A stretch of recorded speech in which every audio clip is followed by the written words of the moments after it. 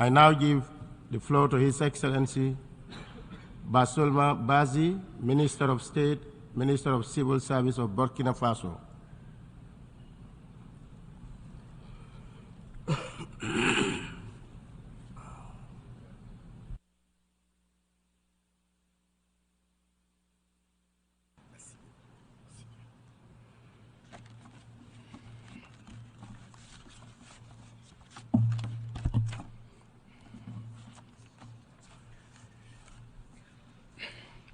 Excellence, Excellency, distinguished President of the 78th session of the UN General Assembly, distinguished Secretary General of the United Nations, distinguished participants, on behalf of His Excellency Captain Ibrahim Traoré, President of the Transition Head of State, I convey to you the warm greetings of the people and government of Burkina Faso. On behalf of the Burkinabe people, I pay a humble tribute to the memory of those great world leaders who embodied the hopes and dreams for a just and equitable world through their commitment, determination, and sacrifice. I'm thinking in particular of Fidel Castro of Cuba, Patrice Emery Lumumba of Congo, Modibo Keïta of Mali, Ruben Nyobe and Félix Moumié of Cameroon, Sylvanus Olympio of Togo, Che Guevara of Argentina, Martin Luther King, and Malcolm X of the USA, Nelson Mandela of South Africa, Jomo Kenyatta of Kenya, Amilcar Cabral of Guinea-Bissau and Cabo Verde, Marian Mugabe of the Republic of Congo, Captain Noel Isidore Thomas Sankara of Burkina Faso, and others. These leaders were largely executed violently. Others were assassinated. They died in prisons or from poisoning. Their only crime in each case was embodying the dreams, ambitions, and hopes of the peoples that have been killed, raped, trampled, and pillaged. Mr. President, my presence at this august podium before the UN on behalf of Burkina Faso, country of upstanding men, is not to beat my breast in lamentation. And I am not here either to make a flowery speech.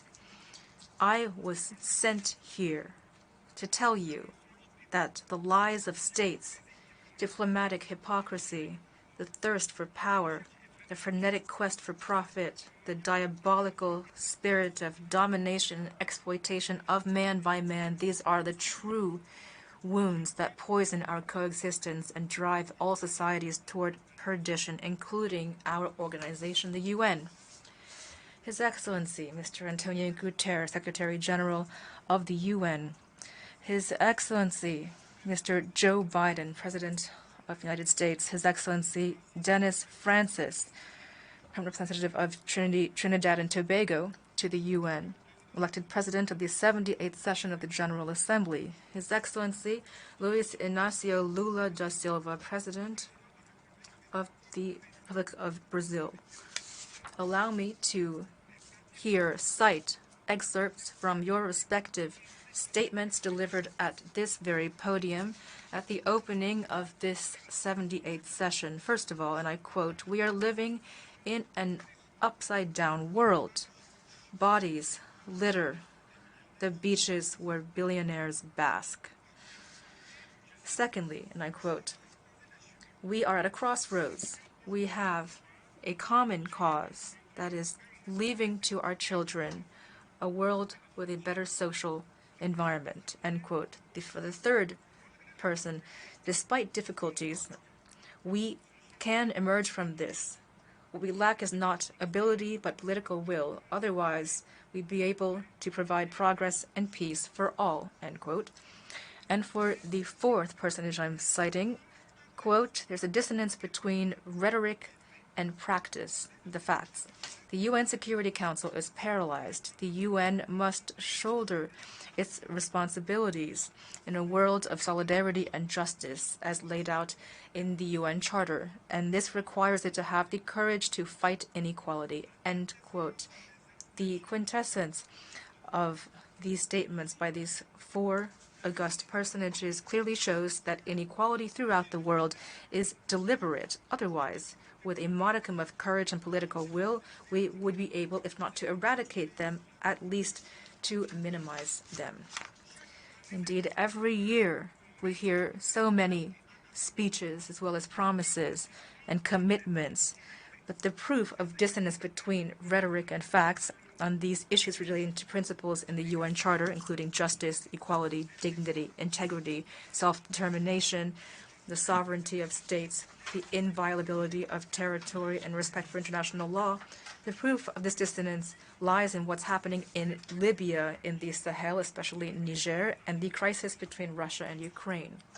First of all, in Libya, after the catastrophic flooding, thousands of people lost their lives.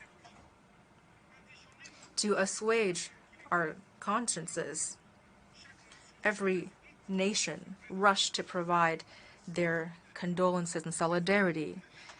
This was, of course, to give the impression that we're living in a society and that we defend these values.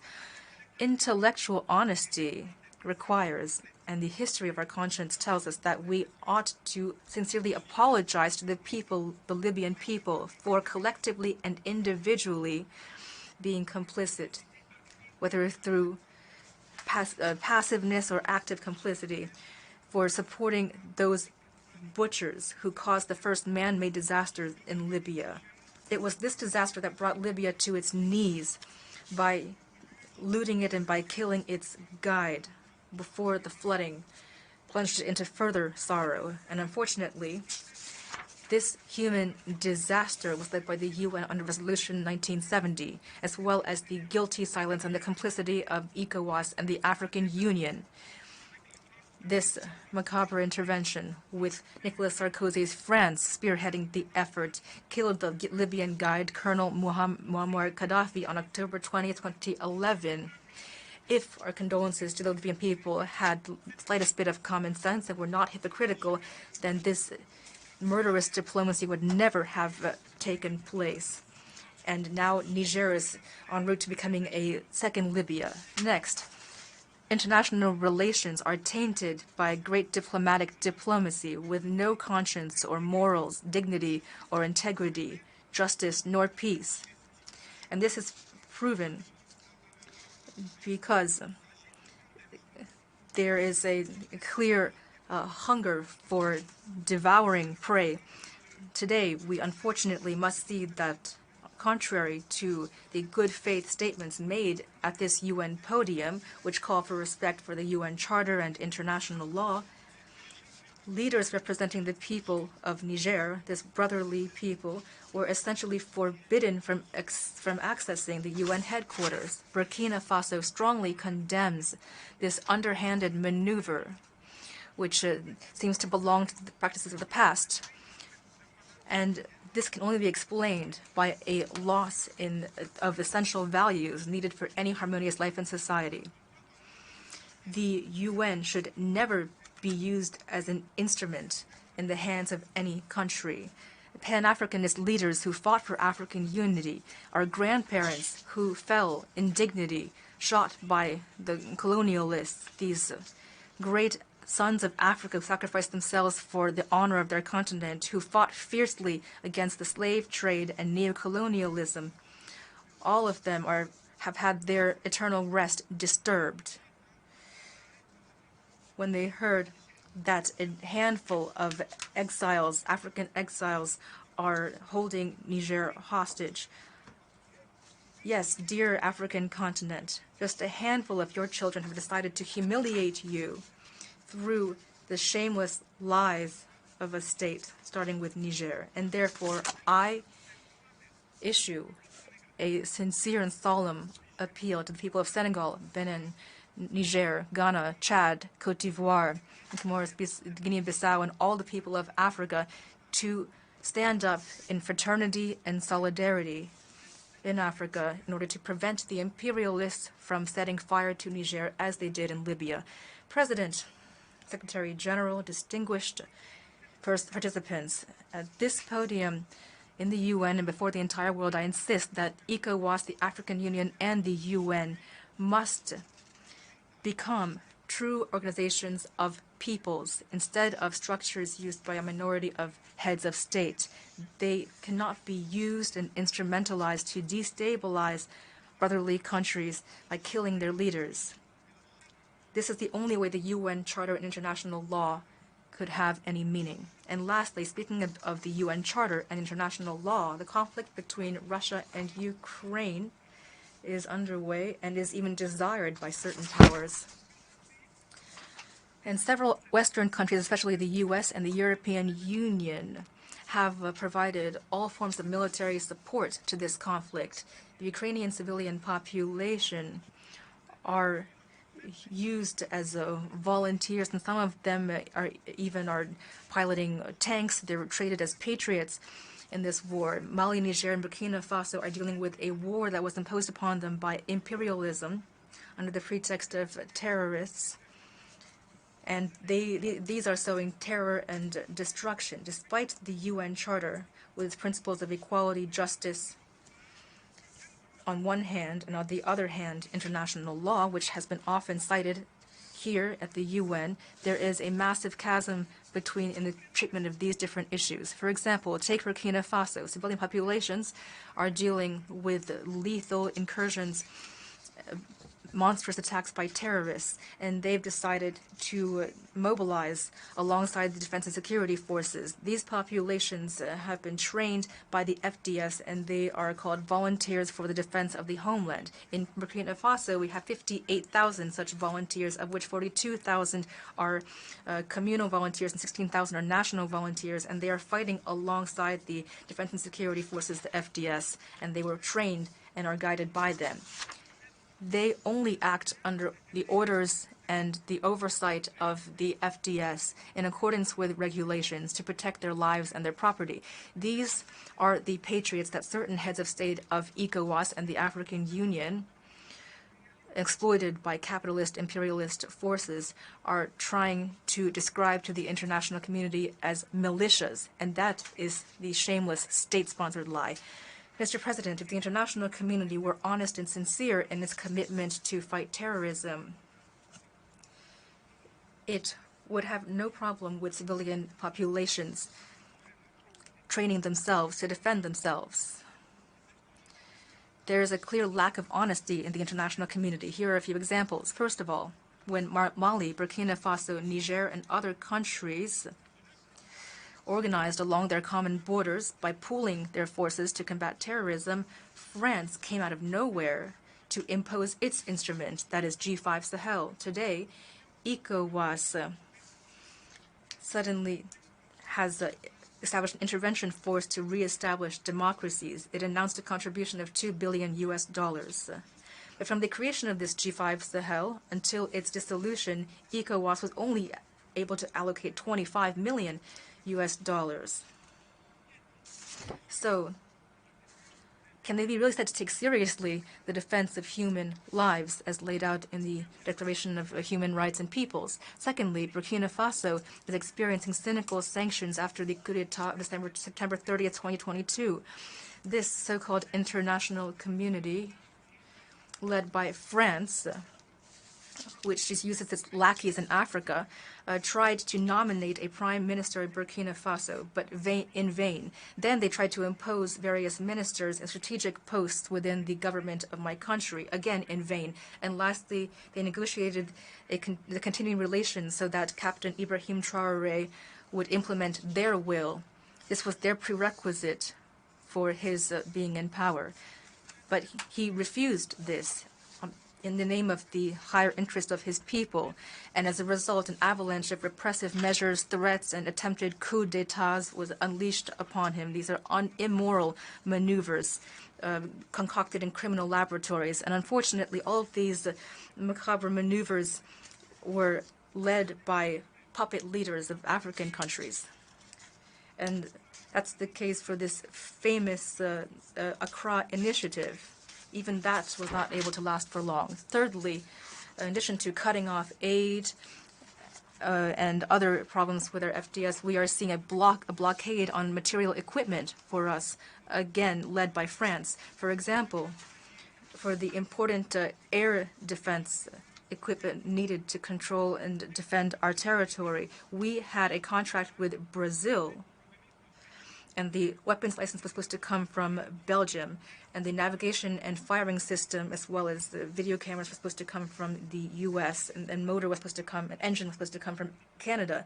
But this equipment was all cynically blocked. You talk about defending human rights at the UN, so therefore I ask you to deliver to us our weapons that we need to defend and protect our peoples who are being killed. In any case, I am solemnly informing you of this, and if nothing is done, history will hold you responsible for failing to assist people in danger. Distinguished Secretary General and President of the General Assembly, members of the international community. The international community has failed to assist states attacked by terrorism. There's been international hypocrisy, and certain powers dominate the UN. They are complicit in pillaging Africa. Shouldn't this international community be brought before the International Criminal Court for all of this? Our security must be assured by us ourselves, first and foremost, not by anyone else. When it comes to the Wagner presence in Burkina Faso, which has been covered by a puppet press controlled by France, I would respond that it's our brave FDS that is defending our homeland. Consequently, from this high tribune of the United Nations that magnifies the sacrifice of my country on behalf of national interest, I here applaud the memory of all those who fell due to weapons, magnifying the courage and integrity of those who are still alive, inexorably sacrificing for victory for our people and safeguarding our country. Rather than stopping the human bloodshed, it's fallacious accusations that have occurred and lies wrapped in hypocritical diplomacy and veiled threats to indicate to our partners that they need how we need to behave ourselves, and we say no. On behalf of the United Nations Charter itself and international law that you raise to defend yourselves, and here in this tribune, the African peoples and those of the Sahel, and specifically, are resolutely committed to fully assuming their full emancipation for true social progress. And thus, Burkina Faso will work with its partners that it wants to work with in a sovereign manner and buy from who it wants and defend how it wants. The fact that a country called Russia, Iran, Turkey, Azerbaijan, Cuba, Nicaragua, North Korea, or Burkina Faso can buy and sell their goods freely without any intermediary, without any authorization from anyone, no matter what happens. Mr. President and Secretary General, let's talk about hypocrisy. And let's talk about state lies in this issue of fighting terrorism, generally speaking, and in the Sahel specifically. Perhaps you don't ignore what I'm about to say, but let me lay out my arguments. First, in the Sahel, we have some 10,000 soldiers, armed soldiers, that are foreign soldiers. Most of them are French soldiers, but there are also American soldiers, Germans, Italian, etc. They have weapons. They have flying equipment, they have surveillance equipment, which is the most sophisticated in the world, and yet they don't see the hundreds of terrorists that are moving around in order to serve death and desolation, often with unimaginable weapons at their side. In Mali, in Niger, in Burkina Faso, there is no factory to manufacture weapons nor munitions. So, who is recruiting these terrorists? Who is training them?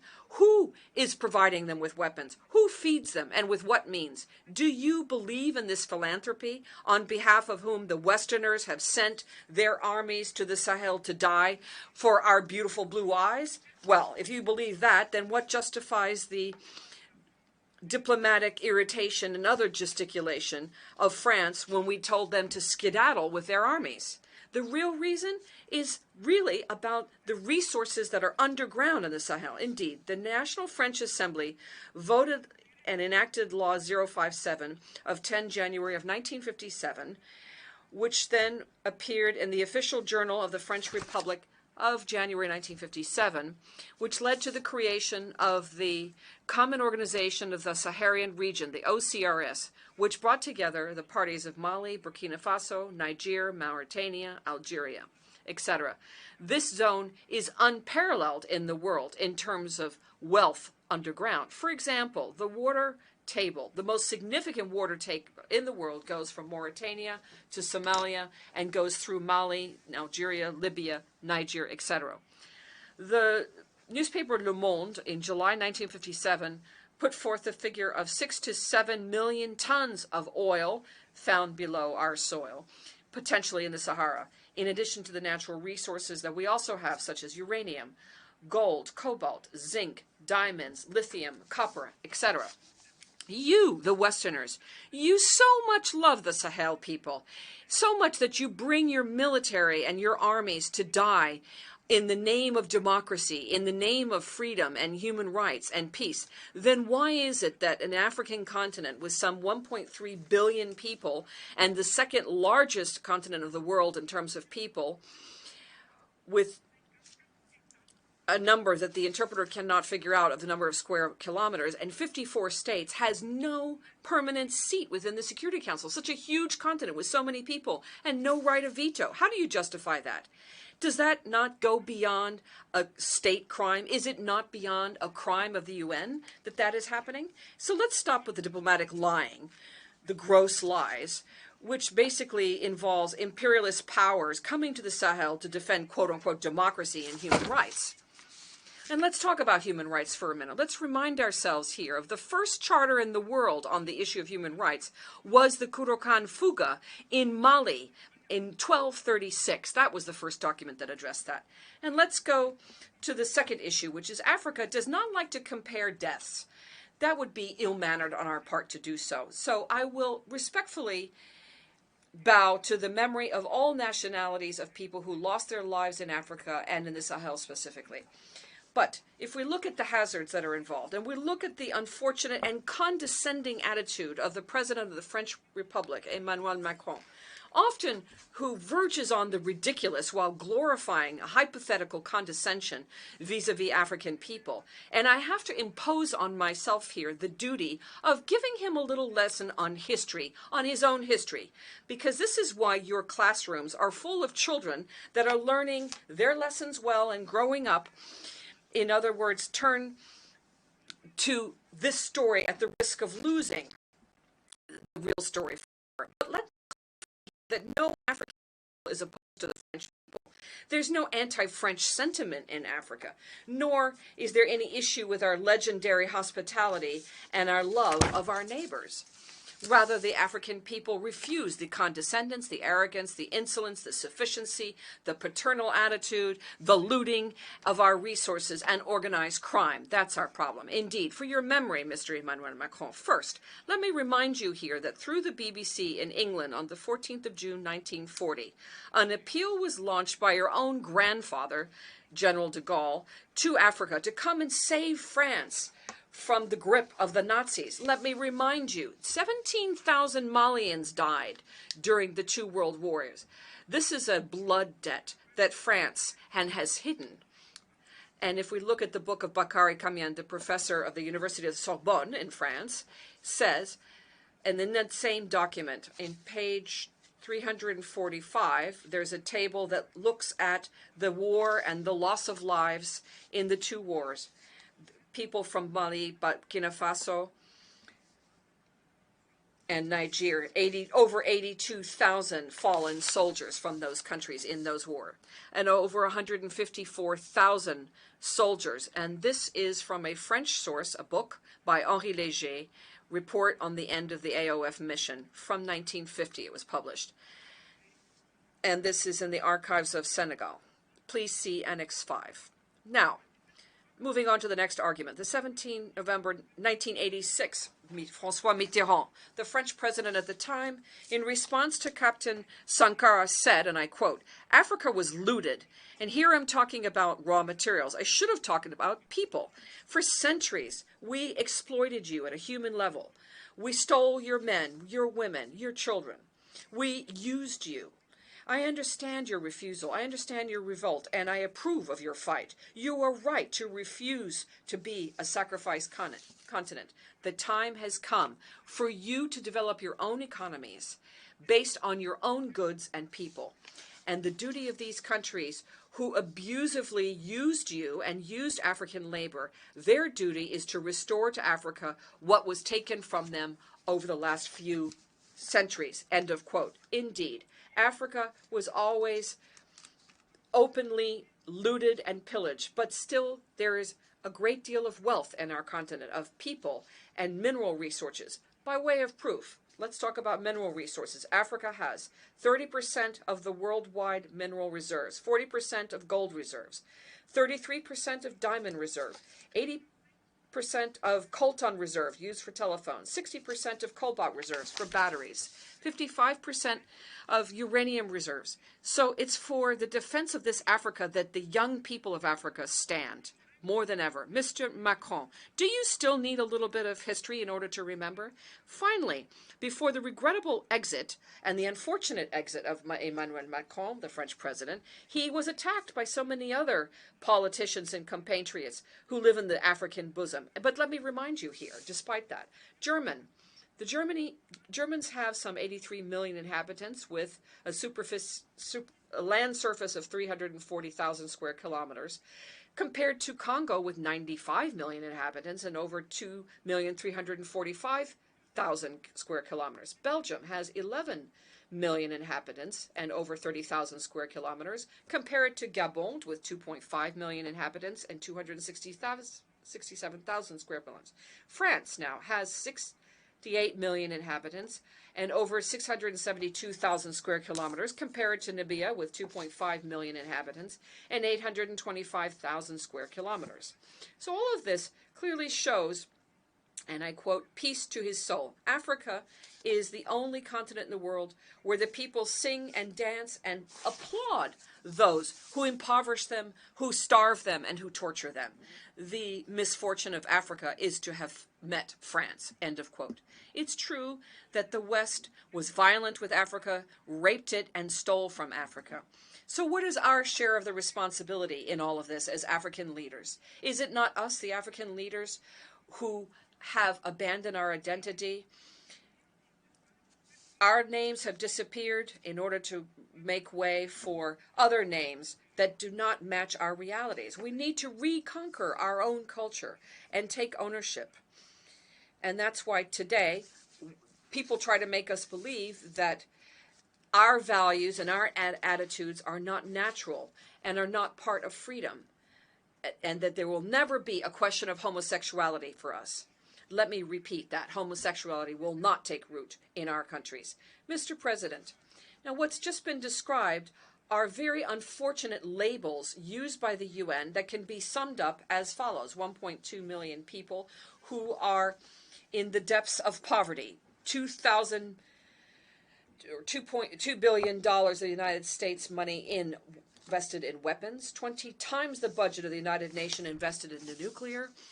And all of these should be compared to issues of development. Africa gets from the IMF and the World Bank $34 billion, vis-a-vis $160 billion invested in the West. The paralysis of the Security Council, the paralysis of the World Trade Organization, increasing tensions due to geostrategic repositioning. The World Health Organization, which is increasingly dominated by Western pharmaceutical companies, and trade interests.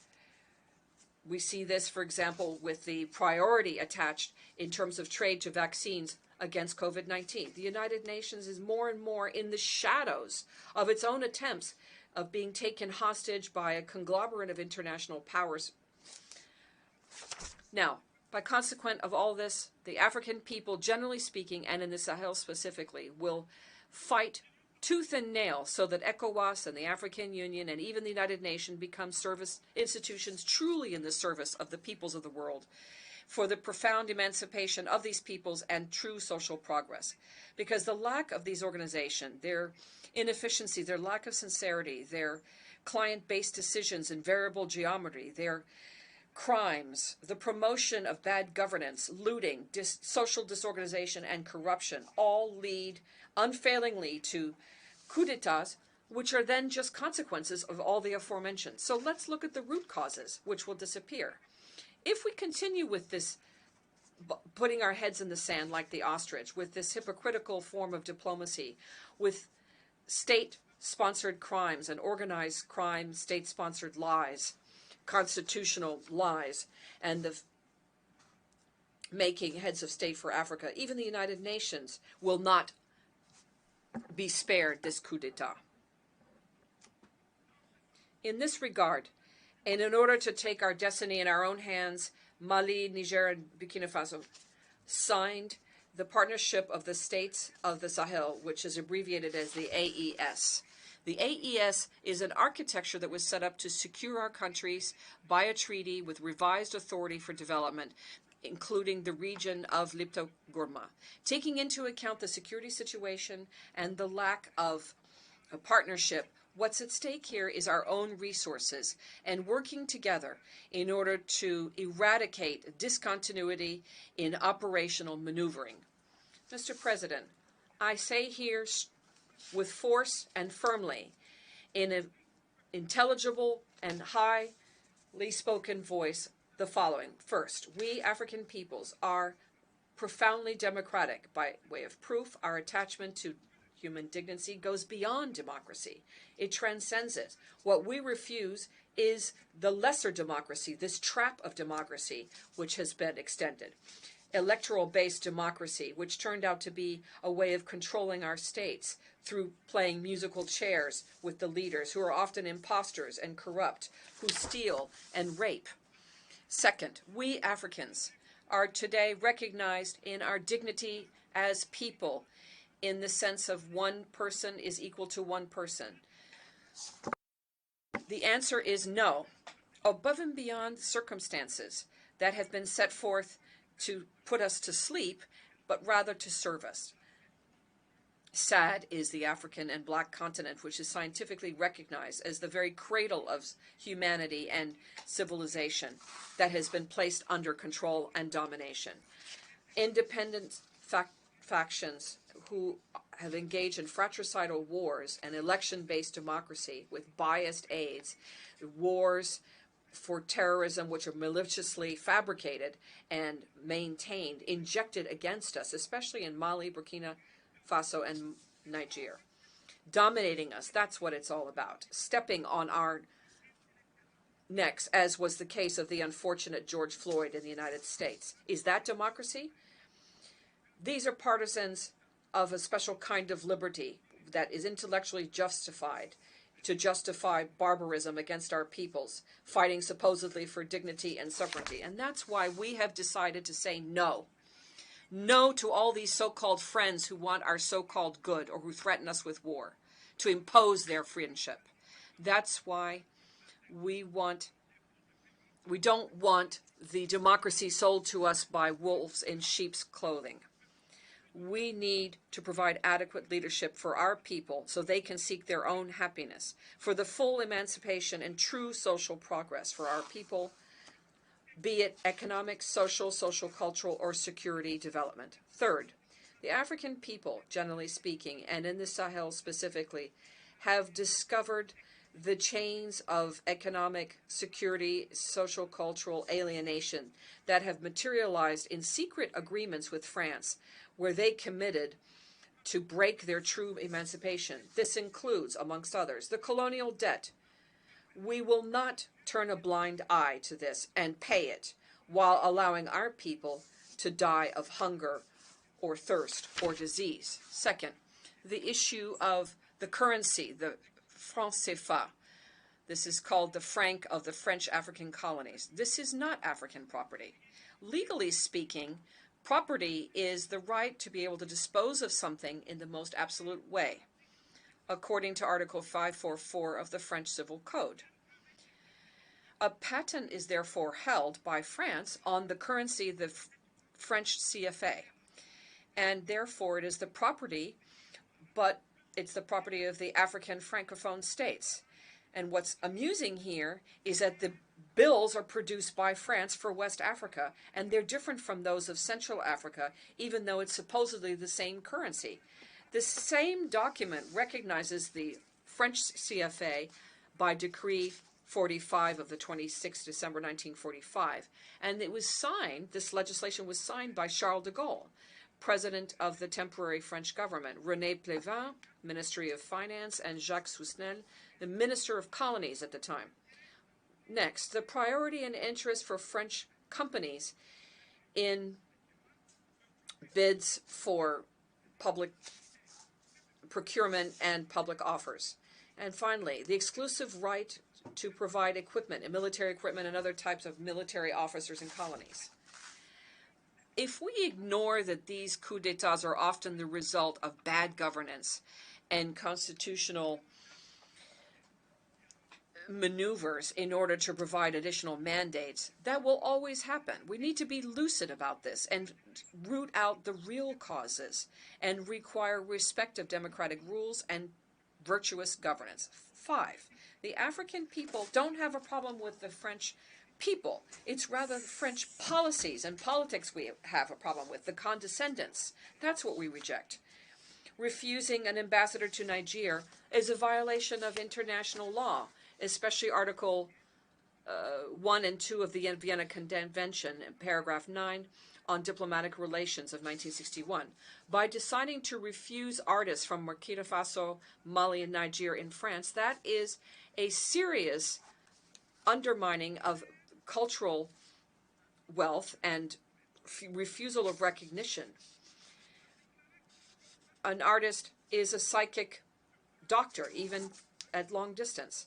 By declaring them, we do not want to have people unemployed, migrants and thieves and so forth in France.